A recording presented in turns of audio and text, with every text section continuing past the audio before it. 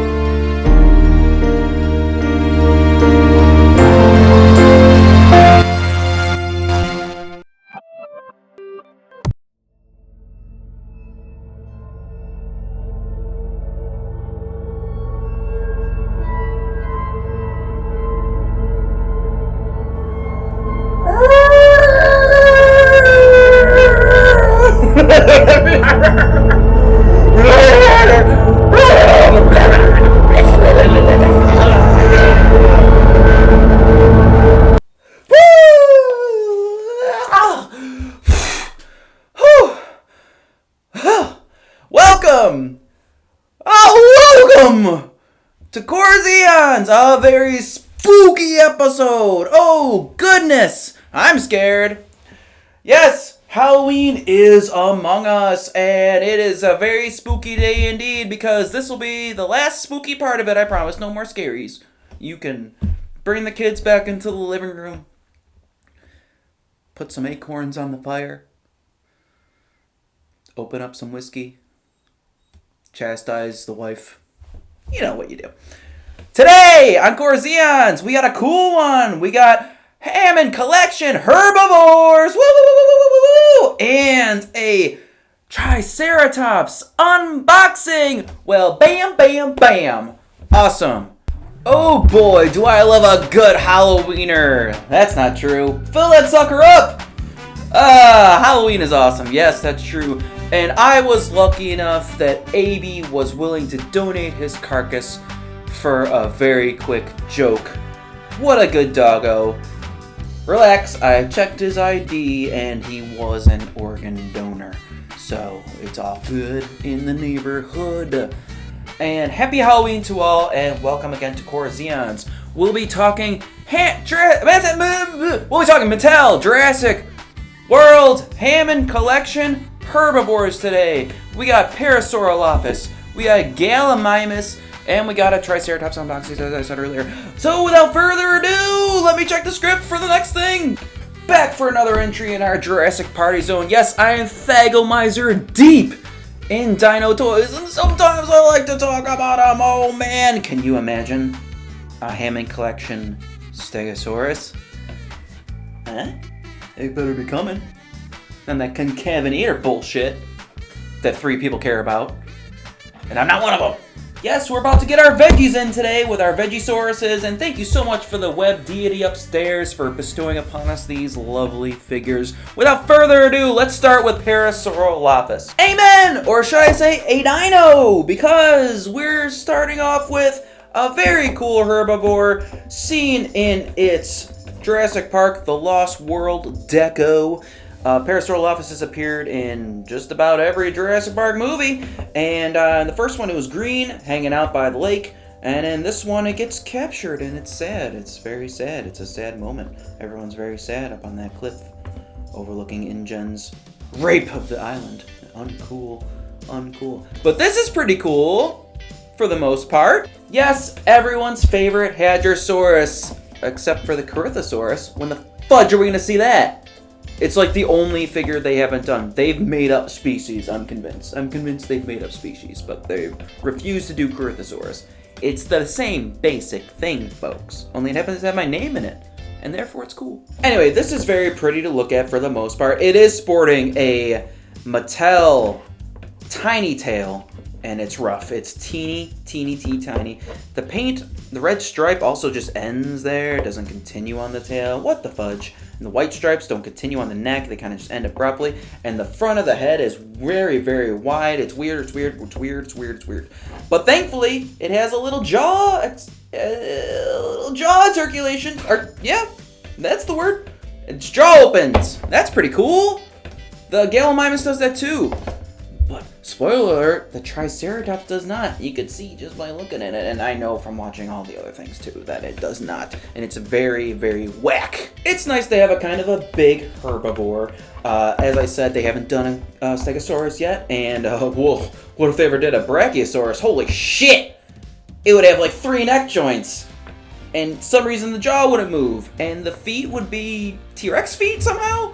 I don't know. Whatever, but that's cool. Anyway, this is pretty cool. It's got lots of movement. It moves a lot. It's very neat. See the close-ups for all that. It's got head. The head moves around, rotates. As I said, the jaw moves, yes. It goes up and down and all around. The tail moves a little bit, and it's got a nice kind of wire in there so you can bend it any which way, all 2 inches of it. And it's got shoulders, it's got elbows, no wristies, which is strange for a large figure. It's got very tight thigh leg movement. It's got nice knees, it's got nice ankles, none at the footies, and some rather large feet as well. I would have liked wrist because as a primarily quadrupedal dinosaur, I would have liked to put the wrists in some kind of quadrupedal stance. You know, when it's running, it's bipedal, pedal. But, all in all, I like this figure a lot. It looks a lot like the Jurassic World maquette. It's very much like the Kenner Jurassic Park Lost World figure, which was just a carbon copy of the maquette, which had a very cool running mechanic. I don't really like gimmicks, but that worked out. But again, not much else moved on there. So this is better in terms of that. And this is better overall. I like the little eyeballs. Nice. Overall, I like it a lot. Just a few small gripes. It gets 4 out of 5 common prairie animals of the Mesozoic. Next, we're talking Gallimimus, the smallest flocker of the bunch. Yes. Herd flocking Gallimimus, a flock of birds evading its prey. Oh man. Mattel has really done nicely with giving us tons of Gallimimus to build our flocks, and this is no exception. Probably the best of the bunch. Overall, it certainly should be. It's Hammond Collection. However, it does suffer from many similar issues that basically all of the Hammond Mattel figures do suffer from. Weirdly enough, it has teeth. I don't know why they molded teeth in there. It has gigantic feet, and it's kind of got a bit of a teeny tail. I think the tail isn't bad. It's a little skinny. It's pretty good length, but with the giant feet in there, it kind of takes away from everything, just like it always does. You know how it does, you know. But it is really cool. It's got nice coloring, nice paint, nice detail, and nice movement as well. I'd say the paint overall isn't as interesting as the Legacy one, which also had a running mechanic. That one had some pretty cool paint on it. But this is nice, and it's the articulation makes it worth it. It's got head that rotates all the way around, very cool, even goes up and down a little bit. The jaw opens, again, it's got those teeth. This one's got the jaw movement, perfect for meeping. Meep, meep, meep, meep, meep. Evan Peters is great, isn't he? And got the neck, just like the Parausaurolophus. It's got shoulders, it's got elbows, again, no wrist. Much like the Raptor, nothing going on there. It's got leggies, it's got knees, it's got ankles, again, no toes, feet. So there's lacking there. And the tail is bendy, just like the other one, which is nice. The tail feels good overall. I really like this. I mean, it's a Gallimimus. I mean, it's not particularly interesting species, but it is important to Jurassic Park. And it's a really cool scene. Iconic scene. Awesome scene. Lovely scene. Cool figure. It would be cool if the neck was a rubber bendy like the tail, because then you could just do whatever the frig you want with it. They're not about to start doing that kind of shit, but that would be cool. I'd be lying if I said Gallimimus wasn't just a little bit boring overall, but it's a nice figure. Very good. 3.5 out of 5. Chirpy chirpies. Chirp, chirp, chirp, chirp, chirps. You know what time it is? That's right. It is time for our another unboxing. Holy shirt! So many unboxings. But this one's gonna be sweet! Because Triceratops is cool. And hopefully the figure is cool. Let's find out. I've been waiting to open this one. I'm very excited. Triceratops is very cool. I know from just looking at it, much like other Mattel Triceratopses, it's very teeny. I was hoping for more of a full-size animal a la Beasts of the Mesozoic. However, the Triceratops in Jurassic Park is teeny, so this is accurate to that. Let's take a look at the box. Very nice box. As usual, you can see the pretty trike inside there, and it's got the blurb on the back as per usual. Yo, let's get him out of there. Get her out of there. She's sick. She needs fresh air. Oh, goodness. Activate unboxing apparatus. Uh-oh, someone's missing a tail. Pop our sick lady out of there. Okay, to get the tail on, you just line up the little notch and snap it in. And voila! Triceratops! Goodness! Oh, my first time holding her. Oh. This is really cool. I like it a lot. I don't care how small it is. It just looks great. That is the inaccuracies or whatever the fuck. This is the Jurassic Park Triceratops, all right. Damn! Sweet freedom indeed. Looks really nice. They put in paint flecking to make it look like it's a little dirty, like it's on the ground. Very nice detail on the horns. Ooh, ooh, ooh. Very pretty face. However, no jaw articulation. Oh, Mattel. How hard is it? It's not. But other than that, looks very good. Very subdued earth tones, much like the animal in Jurassic Park. Not a lot of variation in the paint. Lots of browns. Lots of browns. Lots of browns. But, I mean, she looks great. It looks nice. I like it a lot. The tail's maybe a bit too long, but that, again, is accurate to the Jurassic Park dinosaur as well. Let's see how she moves. Okay, starting at the head. No jaw. Boo. What the hell? I'll complain more. The head rotates, but there's really only that for side to side, and it can't go up and down very much. I would have liked another neck joint in there to allow for a little more movement. That being said, it's not terrible. It's not great. Let's go to the tail now, just for fun. The tail rotates. It goes back and forth. It's got a second joint in the tail, which seems to have that kind of bendy material of the others, but it doesn't really bend. It's kind of just like another joint there. And of course, we have shoulders, elbow, and even footy, which the footy is very tight. It's hard to get a movement going on there. Ugh. Don't want to break it, but it's supposed to move. I know it is, because there's a joint obviously there, but yeah. The back legs move back and forth. Ooh, tight, tight, tight, tight. Knee and ankle there as well. Nice, strong feeling joint. That's nice. I know from promotional materials, you can kind of make it look like it's sick. See how it's like kind of just like laying there? Yeah, like she's like the sick Triceratops from the movie. Very cool. Nice and tubby. Nice sculpt detail in the horns and the face. The large pebbling scales on the back. Very cool. I like it a lot. The only downside is, I mean, since it's film accurate in size and everything, the only downside is the head and jaw. There should be more movement there. But it is very nice, very pretty, and I like it a lot. Very, very good. I would give this 4 out of 5 poisonous plants that it might be eating on the island. Who knows? Ellie's there to investigate the poop. A poop accessory would have been cool, so we can recreate that scene. But you know what? I can just supply my own. And as we saw last episode, Pooey, or 2 episodes ago, Pooey is a thing. So probably just play with Pooey. So just to say, 3, 4.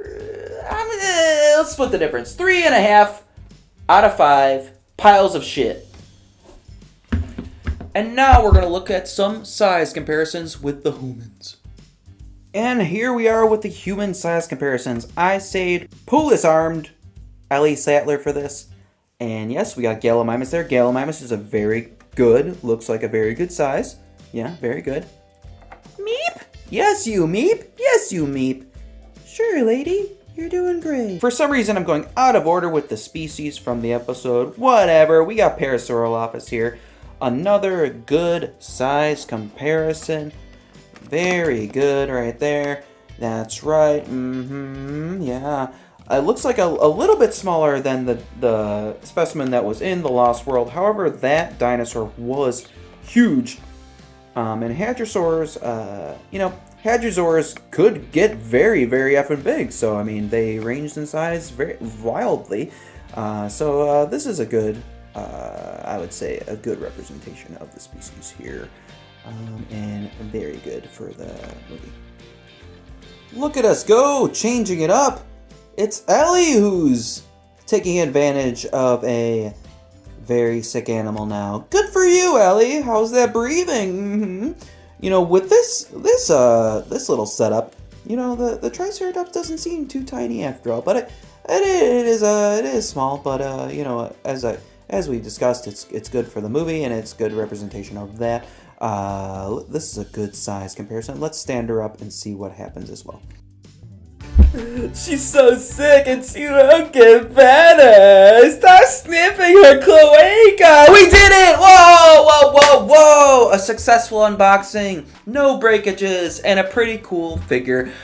Another good episode of Corzeons here. Thank you so much for watching, my loyal fan base. And I'm sorry for scaring you at first. Love can be scary sometimes. As always, see my social media bullshit. I even got that pesky Hammond Patreon. In case you really love me a lot. Is it crooked again? Son of a bitch, how did that happen? Anyway, it's not important. I'm sorry we're still stuck on all 3 cameras. Yes. Awesome. Next time on Corzeons, we got a Corzeons quickie coming up. We're going to do a quick, holy shit, 4th or 5th in a row unboxing. Oh my god, it is that kind of show. Oh boy, I wanted to merge into written skits with Corbutt, but it's not gonna happen. Okay, yes, we got another unboxing in a Corzeons quickie. We're gonna talk Beast Wars, Transformers Legacy Beast Wars Tarantulas. Just got that in the mail, and it looks really dope. So we're going to unbox that. That's going to be really sweet. Our first Transformers, our first Beast Wars in a hell of a long time. We survived another episode together, folks, and at times like this, we have to remember what matters most. And that's subscribing! If you like what you see, subscribe! For shit's sake! AB subscribed? Hey AB, now that you have your skin back, which herbivore do you like best? AB, come here. Do you like Para? Do you like Gallimimus? Or do you like Triceratops? Ooh, you definitely don't like Triceratops. Okay, I think Gallimimus was your favorite. That's some good thinking, Doggo. I'm with you. Thank you so much for watching. Enjoy the outro joke, why not? That's fun. It's fun here. We have fun here. Thanks for watching. I'll see you next time in not too long because of the quickie. Peace. Goodbye! Goodbye! Happy Halloween!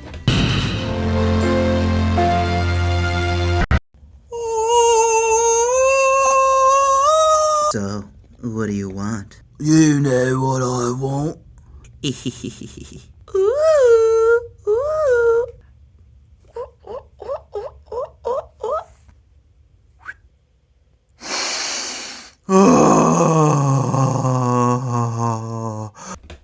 I get it.